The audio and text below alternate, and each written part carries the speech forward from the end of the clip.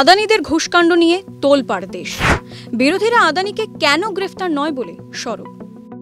এই পরিস্থিতিতে বিবৃতি জারি করে গৌতম আদানির সংস্থা দাবি করল, আমেরিকায় তাদের বিরুদ্ধে ঘুষ দেওয়ার অভিযোগই ওঠেনি। শিল্পপতি গৌতম আদানি, ভাইপো সাগর এবং সংস্থার শীর্ষকর্তা বিনীত জৈনের বিরুদ্ধে অন্য ৩টি অভিযোগ এনেছে আমেরিকার ন্যায় বিচার আদালত। বিবৃতিতে এই দাবি করা হয়েছে। আদানির পক্ষ নিয়ে সওয়াল করেছেন মুকুল রোহাতগি, মহেশ জেঠমালানির মতো তাবড় আইনজীবীরা। You think Adani is going to accept the charges? Which world are you living in, brother? Obviously, he's going to deny the charges. The point is he has to be arrested. The point is he has to be arrested, as we have said. Hundreds of people are being arrested on tiny charges. The gentleman has been indicted in the United States for thousands of crores. He should be in jail. And the government, please let me speak. And the government is protecting him. La la la la la la la la la la la. Rahul तन के साथ मन को जगाओ V-Guard water heaters के संग वी-गार्ड। আমেরিকার আদালত আগেই সমন পাঠায়। 21 দিনের মধ্যে জবাব দিতে বলা হয় সমনে।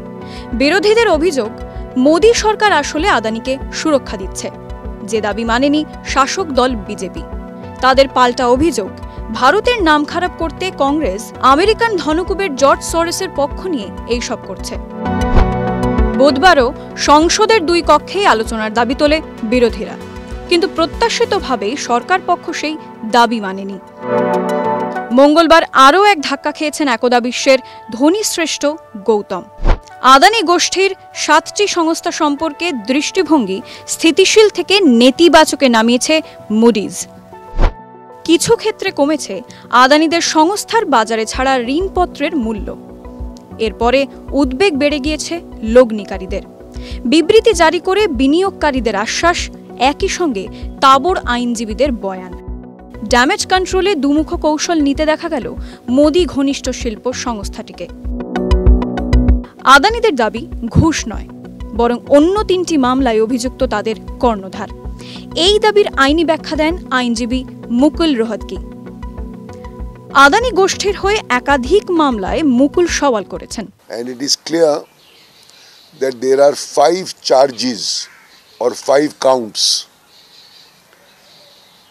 It is very important to note that count 1 and count 5 are more important than the others, but in neither in count 1 nor in count 5 is Mr. Adani or his nephew charged. This is like a charge sheet. It charges individuals for doing specific acts. It is like a charge sheet under the Indian penal laws, that you charge somebody with a particular act, whether it is bribery, whether it is corruption, whether it is robbery, whether it is murder. Modi সরকার অবশ্য এখনো কোনো বিবৃতি দেয়নি। BJP নেতারা আদানিদের পক্ষ নিয়ে কংগ্রেসকে নিশানা করেছেন। আদানি কাণ্ডে ঢুকে পড়েছে জর্জ সোরেসের নামও। প্রশ্ন উঠছে, আমেরিকা থেকে সমন গিয়েছে আদানির কাছে, 21 দিনের মধ্যে দিতে হবে জবাব। আমেরিকার নাগরিক নন আদানি বা সাগর।